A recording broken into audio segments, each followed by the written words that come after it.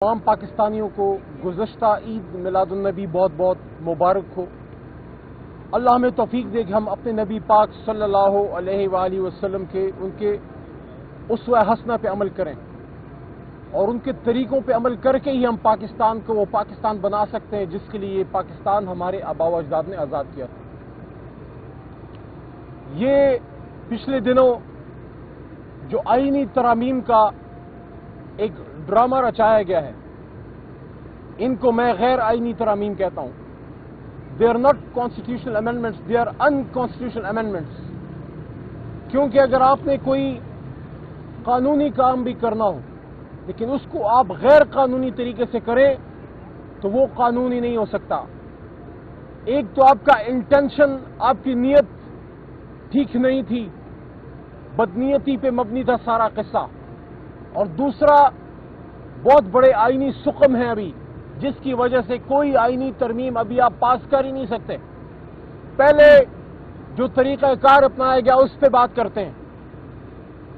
پاکستان تحریک انصاف، عمران خان صاحب، ہم کسی بھی ایسے آئینی ترامیم کے لیے تیار نہیں ہیں جس کا مقصد صرف اور صرف جوڈیشری کو نقصان پہنچانا ہو، جس کا مقصد صرف یہ ہے کہ پاکستان کے تمام اداروں میں سے سب اداروں کو کنٹرول کر لیا گیا ہے سوائے جوڈیشری کے، اور جوڈیشری سے، عدلیہ سے ان کے غلط کاموں کی رد آ رہی ہے۔ وہاں سے عمران خان صاحب کو، تحریک انصاف کو اور عام پاکستانیوں کو، مظلوموں کو انصاف ملنے کی امید ہے۔ یہ امید اس کو ختم کرنا چاہتے ہیں۔ ایسے آئینی ترامیم ہیں کہ سپریم کورٹ کا صرف نام رہ جائے گا، سپریم بیچ میں کوئی نہیں رہے گا۔ چیف جسٹس آف پاکستان کا صرف نام کا عہدہ رہ جائے گا، اختیار کوئی نہیں رہے گا، اور ججوں کے انتخاب میں بے انتہا سیاسی مداخلت ہو جائے گی، اور کسی کو یہ نہیں پتہ لگے گا کہ اب میں سپریم کورٹ میں جاؤں، میں کانسٹیٹیوشنل کورٹ میں جاؤں، میں کس کورٹ میں جاؤں، اور ایک سپریم کورٹ کے فیصلوں پہ عمل نہیں کر رہے۔ جب اس کے اختیار کو تقسیم کر لیں گے تو پھر کیا عمل کریں گے؟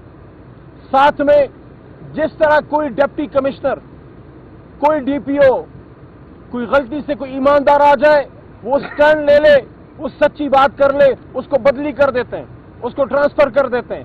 تو ہائی کورٹس کے لیے ٹرانسفر کا جو قانون لانا چاہ رہے تھے کہ جو جج کھڑا ہو اس کو بدلی کرو، اسلام آباد میں اگر کوئی جج کھڑا ہو رہا ہے اس کو اٹھا کے پھینک دو کہیں چترال مترال میں، کہیں کسی ایسی جگہ، کسی ہائی کورٹ میں، کسی بینچ میں کہیں بھیج دو، مین ہوم سٹی میں بھی مت رکھو، کہیں ایسی جگہ بھیج دو جہاں اس کی خبر آپ کو 6 مہینے آتے ہی نہ رہے۔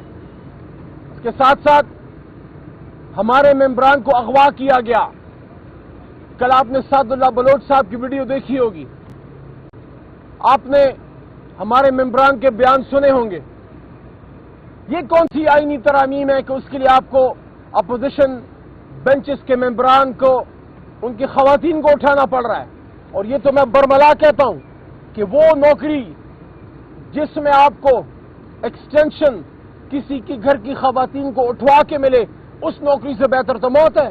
اس سے تو بہتر ہے کہ انسان نوکری نہ کرے، موت آ جائے، لیکن انسان کی وجہ سے کسی کے گھر کی عزت جو ہے اس طرح بازار نیلام نہ ہو۔ یہ کس نظام کی طرف ہم چل رہے ہیں؟ یہ حکومت کیا کر رہی ہے؟ کیوں ایسا کیا گیا؟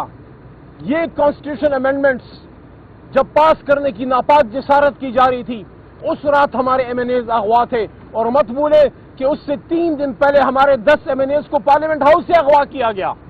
ان حالات میں آپ کون سے آئینی ترامیم کر سکتے ہیں؟ اسی لیے تو میں ان کو غیر آئینی ترامیم کہتا ہوں، انکانسٹیٹیوشنل امینڈمنٹس۔ اس کے لیے تحریک انصاف موجودہ حالات میں تیار نہیں ہے۔ دوسرا ہمارا اصولی موقف ہے، سب سے پہلے عمران خان صاحب کو اور اسیران کو رہا کیجئے۔ یہ جو آج اڈیالہ کے باہر ہم کھڑے ہیں، اسیر اڈیالہ 400 دنوں سے زیادہ ہو گئے ہیں، عمران خان صاحب یہاں اڈیالہ جیل میں پابند سلاسل ہیں۔ آپ ہم سے توقع رکھتے ہیں کہ ہم آپ کے ساتھ کانسٹیٹیوشنل امینڈمنٹس میں بات کریں، پہلے ہمارے لیڈر کو باہر لے کے آئیں۔ اور دوسری بات، آپ کو یہ اختیار کس نے دیا ہے؟ فارم 45 کی حکومت کانسٹیٹیوشنل امینڈمنٹس بنائے گی، لے کے آئے گی۔ پہلے ہمارا مینڈیٹ جو ہے اس کا فیصلہ ہونا چاہیے. ہماری آئینی درخواست کانسٹیٹیوشنل پٹیشن سپریم کورٹ میں پڑی ہوئی ہے کہ ہمارے مینڈیٹ کا فیصلہ کیا جائے, ہمارا اوریجنل مینڈیٹ ہمیں واپس کیا جائے. تو تحریک انصاف کی بنیادی ڈیمانڈز آج بھی وہی ہیں, عمران خان بشمول اسیران ان کی رہائی اور مینڈیٹ کی واپسی. اس کے بعد پھر بیٹھیں گے کہ ہم نے کس چیز پہ اب آپ کے ساتھ بات کرنی ہے, اور آئینی سکم کیا ہے اس پہ بھی بات کر لیتا ہوں. جو میں نے شروع میں کہا کہ یہ آئینی ترامیم نہیں ہو سکتی, تو آئینی سکم کیا ہے؟ آپ کا ہاؤس آف فیڈریشن کمپلیٹ ہی نہیں ہے. آپ سینٹ آف پاکستان سے اگر آئینی ترامیم پاس کرنا چاہتے ہیں تو وہاں پہ تو خیبر پختونخوا کی نمائندگی نہیں ہے, آپ نے تو الیکشن ہی نہیں کرایا, ہاؤس کمپلیٹ نہیں ہے. انکمپلیٹ ہاؤس سے, غیر مکمل ایوان سے آپ کیسے آئینی ترامیم پاس کر سکتے ہیں؟ اور صرف سینٹ آف پاکستان جو ہے وہ نامکمل نہیں بلکہ قومی اسمبلی بھی نامکمل ہے. تحریک انصاف کی ریزرو سیٹیں, مخصوص سیٹیں, خواتین کی سیٹیں اور اقلیتی سیٹیں ابھی تک ہمیں نہیں ملی. تو جب نہ قومی اسمبلی مکمل ہے اور نہ سینٹ آف پاکستان مکمل ہے تو انکمپلیٹ ہاؤس میں آئینی ترامیم ہو ہی نہیں سکتی. اللہ تعالیٰ کا کرم ہے, اللہ نے تحریک انصاف کو مضبوط رکھا, ہمارے ممبران مشکل حالات میں کھڑے رہے, مضبوط رہے.